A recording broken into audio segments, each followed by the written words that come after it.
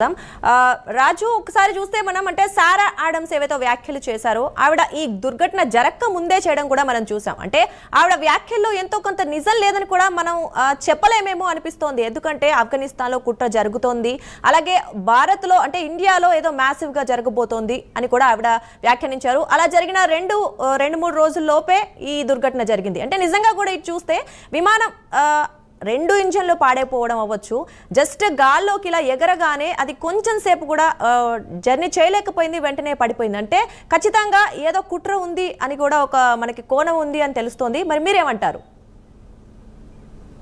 ఖచ్చితంగా దుర్గా, ఇక్కడ ఒకటి నిన్న జరిగినటువంటి విమానానికి సంబంధించి 3 అంశాలు.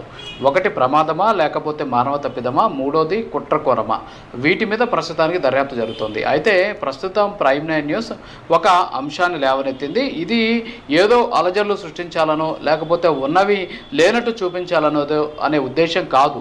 అంటే ఇది కూడా ఒక కారణమయ్యి ఉండవచ్చు అనేటటువంటి అంశాన్ని వీక్షకులకు తెలియజేయాలి, బయట ప్రపంచానికి తెలియజేయాలనేటువంటి ఉద్దేశంతోనే ప్రస్తుతానికి ఈ సారా ఆడమ్స్ చేసినటువంటి ట్వీట్ని ఈరోజు మనం బయటకు తీసుకురావడం జరిగింది. అయితే మీరు చెప్పినట్టు జూన్ 9వ తేదీన ఈ సారా ఆడమ్స్ అనేమో ఒక ట్వీట్ చేయడం జరిగింది. ఏంటి ఆ ట్వీట్ సారాంశం అంటే, భారత్లో కుట్రలకి ఆఫ్ఘనిస్తాన్లో కొన్ని ప్రయత్నాలు జరుగుతున్నాయి అనేటటువంటి విధంగా ఆమె ఒక ట్వీట్ చేసినటువంటి పరిస్థితి. అంతేకాకుండా ఆ ట్వీట్తో పాటు అక్కడ వచ్చినటువంటి కొన్ని కామెంట్స్ని చూస్తే అందులో కొన్ని కోడ్ లాంగ్వేజెస్ కూడా కనిపిస్తుంది. ఏంటి ఆ కోడ్ లాంగ్వేజెస్ అంటే, అందులో ఒకటి ఉందన్నమాట. ఏంటంటే అక్కడ ఆమె పెట్టినటువంటి ఒక comment, something massive will happen in India planned in Afghanistan involving AI క్వేదా అని చెబుతూనే number AI-71 is not a just a number అని చెప్పేసి చెప్పడం జరిగింది. అయితే ఇక్కడ ఎయిర్ ఇండియాకి సంబంధించినటువంటి విమానం 171 అనే విధంగా వచ్చే విధంగా ఆమె ఈ ట్వీట్ చేసింది. ఇది ప్రమాదం జరగకముందే ఆమె చేసినటువంటి పరిస్థితి ఉంది. అయితే ఇందులో వాస్తవం ఎంత అనేది కూడా ఖచ్చితంగా తేలాల్సినటువంటి అవసరం ఉంది. అయితే ఇప్పుడు ఇది ప్రైమ్ 9 న్యూస్కి అనేది ప్రాధాన్యత అంశం అయితే కాదు. కేవలం అక్కడ చనిపోయినటువంటి వాళ్ళకి నివాళులు అర్పించాల్సినటువంటి సమయం, అంతేకాకుండా ఈ దుర్ఘటనకి గల కారణాలను అన్వేషించాల్సినటువంటి సమయం, అంతేగాని ఇదేదో కుట్ర అని చెప్పో లేకపోతే దీన్ని డైవర్ట్ చేసేటటువంటి ప్రయత్నం కాదు. ఇందులో ఉన్నటువంటి 3 అంశాలు ఏంటి? ప్రమాదం జరిగింది, ఇందాక నేను చెప్పినట్టు మానవ తప్పిదమై ఉండొచ్చు, లేదా ప్రమాదం అయి ఉండొచ్చు, లేదా 3 కుట్రకోణమై ఉండొచ్చు. అంటే లీస్ట్ ప్రయారిటీ కుట్రకోణం అనేటటువంటి ఆరోపణలు వ్యక్తమవుతున్నాయి. ఎందుకంటే ఇటీవల కాలంలో చాలా చూసాం మనం. భారత్లో స్లీపర్ సెల్స్ని తీసుకొచ్చారు, యూట్యూబర్స్ని స్లీపర్ సెల్స్గా మార్చారు.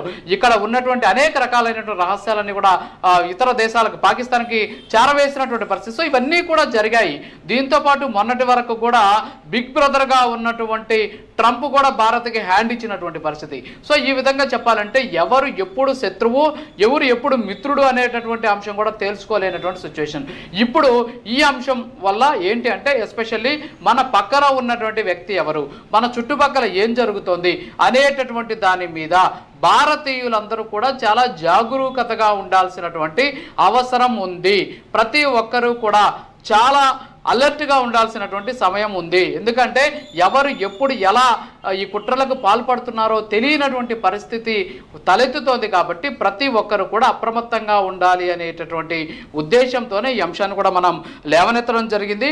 అయితే ఎవరైతే ఇప్పుడు మనం చెబుతూ ఉన్నటువంటి ఆమె CIA మాజీ అధికారిగా ఆమె పనిచేశారు, గతంలో ఆఫ్ఘనిస్తాన్కి సంబంధించినటువంటి అనేక రకాలైన అంశాలకు సంబంధించి ఆమె సేకరించారు. అయితే ఇక్కడ ఏంటి అంటే, సారా ఆడమ్స్ చేసినటువంటి వ్యాఖ్యలు ఏవైతున్నాయో వాటి మీద ఇంకొక వాదన కూడా వ్యక్తమవుతుంది. ఏంటంటే ఆమెకు భారత్ మీద వ్యతిరేకత ఉంది. సో భారత్ మీద వ్యతిరేకత ఉన్నటువంటి నేపథ్యం, ఎందుకంటే పాకిస్తాన్కి సంబంధించి తీవ్రవాదులని భారత్ ఇటీవల కాలంలో దాదాపుగా కూడా సర్వనాశనం చేసినటువంటి నేపథ్యంలో ఆ ఆవేదన ఈమె మీద ఉన్నటువంటి నేపథ్యంలో ఖచ్చితంగా భారత్ మీద విద్వేషంతోనే ఈ విధమైనటువంటి వ్యాఖ్యలు చేసి ఉండొచ్చు అనేటటువంటి వాదన కూడా వ్యక్తమవుతూ ఉన్నటువంటి పరిస్థితి ఉంది. అంతేకాకుండా ఆమె వ్యాఖ్యలకు అంత ఇంపార్టెన్స్ ఇవ్వాల్సినటువంటి అవసరం కూడా లేదు అని చెప్పేసి కూడా తెలుస్తూ ఉన్నటువంటి పరిస్థితి. అయితే ఇక్కడ విషయం ఏంటి అంటే, ఇటీవల కాలంలో ఇలాంటి సిచ్యువేషన్సే కనిపిస్తున్నాయి. ఎందుకంటే ఇప్పటికే దీని మీద NIAకి సంబంధించినటువంటి బృందాలు కావచ్చు, అంతేకాకుండా రాక్ సంబంధించిన బృందాలు కావచ్చు, భారత్ లోపల ఉన్నటువంటి ఎవరైతే సంఘ విద్రోహ శక్తులు, దేశ ద్రోహులు ఎవరైతే ఉంటారో వీళ్ళ మీద కఠినమైనటువంటి చర్యలు తీసుకున్న దిశగా ముందుకు వెళ్తున్నారు. అంతేకాకుండా స్లీపర్ సెల్స్ను కూడా గుర్తిస్తూ ఉన్నటువంటి పరిస్థితి. ఎవరు ఏ రూపంలో అంటే, మొన్నటి వరకు కూడా హైదరాబాద్కు సంబంధించినటువంటి ఒక యువకుడు, ఆయన ఏదో అక్కడ స్థానికంగా చిన్న పనులు చేసుకుంటున్నాడు, అలాగే విజయనగరంకి సంబంధించిన సంబంధించినటువంటి ఒక వ్యక్తి, అతను చిన్న చిన్న పనులు చేసుకుంటారు. అంటే మన చుట్టూ ఉన్నటువంటి వాళ్ళే భారతదేశం మీద కుట్రకి పాల్పడుతూ ఉన్నటువంటి సందర్భాలు చూసాం. జ్యోతి మల్హోత్రా అని చూసాం, ఆ తర్వాత ఇంకా 2-3 యూట్యూబర్స్ని చూసాం, అలాగే భయ్యా సన్నీ యాదవ్ అని అదుపులోకి తీసుకుని విచారించారు. సో వీళ్ళంతా కూడా మన చుట్టుపక్కల ఉన్న వాళ్ళు, ప్రతిరోజు కూడా వాళ్ళ వీడియోస్ మనం చూసేది. అంతేకాకుండా వాళ్ళందరూ కూడా చూసేటట్టు చేసే వీడియోస్ అన్ని కూడా ప్రతి ఒక్కరు మొబైల్లో కూడా ఉన్నటువంటి పరిస్థితి. మరి అలాంటి వాళ్ళే దేశద్రోహానికి పాల్పడుతూ ఉన్నటువంటి పరిస్థితులు ఉండడంతో ఇప్పుడు ఇలాంటి వ్యాఖ్యలు కూడా, అంటే సిల్లీ వ్యాఖ్యలను కూడా సీరియస్గా తీసుకోవాల్సినటువంటి అవసరం ఉంది. అయితే ఇది విమాన ప్రమాదానికి కుట్ర ఉందా అనేది ఖచ్చితంగా దర్యాప్తు సంస్థలు తేల్చుతాయి. అంతేకాకుండా ఇది కుట్ర అని చెప్పి జనాలు ఒక రకమైనటువంటి కన్ఫ్యూజన్ క్రియేట్ చేయాల్సినటువంటి అవసరం, అంతేకాకుండా అంత ప్రాధాన్యత కూడా మనకు లేదు. కాకపోతే ఏంటంటే ప్రజలు అప్రమత్తంగా ఉండాలి, మీ చుట్టుపక్కల ఎప్పుడు ఏం జరుగుతుందనే దాని మీద జాగరూకతగా ఉండాలి అనేటటువంటి ఉద్దేశంతోనే ఇప్పుడు ఈమె సారా ఆడమ్స్ చేసినటువంటి వ్యాఖ్యలని ఇప్పుడు మనం బయట పెట్టడం జరిగింది. అంతేకాకుండా ఆమె ట్వీట్స్ కూడా ఇప్పుడు ప్రస్తుతానికి సోషల్ మీడియాలో వైరల్ అవుతూ ఉన్నాయి. ఆఫ్ఘనిస్తాన్కి సంబంధించి అక్కడ కుట్ర జరగడానికి, అలాగే ఇక్కడ జరిగినటువంటి ఘటనకి ఉన్నటువంటి లింకులు ఏంటి అనే దాని మీద కూడా ఆల్మోస్ట్ సోషల్ మీడియాలో నెటిజన్లంతా కూడా దీని మీద తీవ్ర స్థాయిలో చర్చ అయితే చేస్తూ ఉన్నటువంటి పరిస్థితి కనిపిస్తుంది. దుర్గా, రైట్. అయితే చూసాం మనం, అంటే భారత్ పాక్ మధ్య ఉద్రిక్త పరిస్థితులు ఎప్పుడైతే ఉన్నాయో అప్పటి నుంచి ఫోన్ కాల్స్ రావడం కావచ్చు, బాంబు బెదిరింపు, అంటే కొన్ని ఎయిర్పోర్ట్లకు కావచ్చు లేదా కొన్ని రైల్వే స్టేషన్స్ కూడా బాంబు బెదిరింపు కాల్స్ వచ్చినాయి చూసాము. అలాగే ఇప్పుడు మనం అనుకున్నట్లు ఒకవైపు ఆఫ్ఘనిస్తాన్ ఏమో సత్సంబంధాలు కొనసాగిస్తోంది ఇండియాతో, మరోవైపు చూసుకున్నట్లయితే ఇప్పుడు ఈవిడే ట్వీట్ ఏదైతే ఉందో ఆడమ్స్ ట్వీట్, ఇది విరుద్ధంగా ఉంది. అంటే అసలు దానికి దీనికి ఎటువంటి పొంతన లేదు.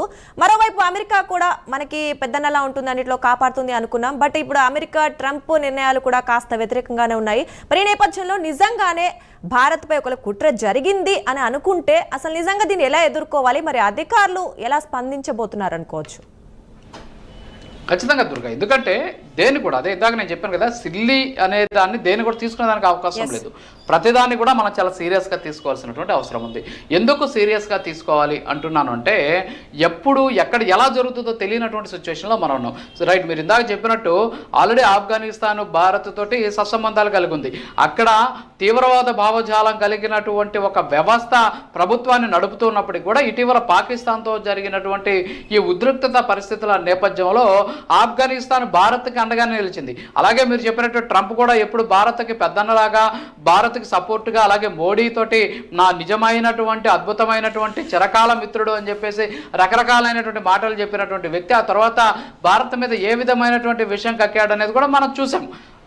వాణిజ్యపరమైనటువంటి ఆంక్షలు కావచ్చు, అంతేకాకుండా ఇతర అనేక అంశాలన్నీ కూడా అక్కడ చెప్పినటువంటి పరిస్థితి.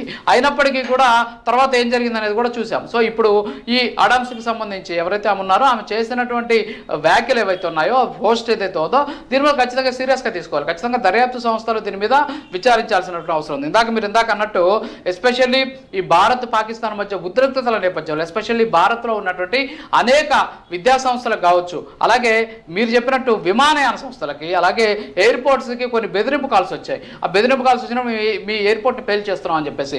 అంతేకాకుండా భారత్ పాకిస్తాన్ ఉద్రిక్తతల సందర్భంలో కూడా మనం చూసాం. మనం ఎక్కడ కొన్ని ఎయిర్పోర్ట్స్కి ఏ విధంగా అక్కడ నుంచి పాకిస్తాన్ నుంచి డ్రోన్స్ వచ్చాయో కూడా మనం చూసాం. దాదాపుగా జమ్మూ కాశ్మీర్కి సంబంధించినటువంటి ఎయిర్పోర్ట్లో మొత్తం కూడా డ్రోన్స్ అన్ని కూడా వచ్చేసాయని చెప్పేసి కూడా చెప్పినటువంటి పరిస్థితి. దాన్ని టార్గెట్ చేశారని కూడా చెప్పినటువంటి పరిస్థితి. సో ఎయిర్పోర్ట్స్ని టార్గెట్ చేసే విధంగా గత ఉద్రిక్తత పరిస్థితులు ఉన్నాయి కాబట్టి ఇప్పుడు కూడా ఇదే ఈ ఎయిర్కి సంబంధించి అంటే ఒక రకంగా చెప్పినట్టు ఫ్లైట్ ప్రమాదానికి గురైంది కాబట్టి సో రెండింటికి సరిపోల్చుకుంటే కుట్ర ఏమన్నా ఉందా అనేటటువంటి అనుమానాలు అయితే ప్రతి ఒక్కరు కూడా వ్యక్తమై ఈ ఘటన జరిగిన వెంటనే ప్రతి ఒక్కరు కూడా మొదట మాట్లాడింది కుట్ర కోణం ఏమన్నా ఉందా అనేటటువంటి అంశాలు. అయితే ఇప్పుడు కూడా లేదని కూడా చెప్పలేం, ఎందుకంటే ఖచ్చితంగా దాని మీద విచారణ జరుగుతుంది. అంతేకాకుండా బ్లాక్ బాక్స్ కానీ దొరికితే ఖచ్చితంగా వాస్తవాలు వెలుగులోకి వచ్చేటటువంటి ఛాన్సెస్ ఉన్నాయి. అసలు ఏం జరిగింది అనేటువంటి వివరాలు కూడా బయటకు వస్తాయి. దాంతోపాటు ఇక్కడ ఇంకొక విషయం ఏంటి అంటే ఒక వ్యక్తి విశ్వాస్ కుమార్ అనేటటువంటి వ్యక్తి ఎవరైతే ఉన్నారు, రమేష్ అనే వ్యక్తి, ఆయన ప్రాణాలతో బయటపడ్డాడు. సో ఒకవేళ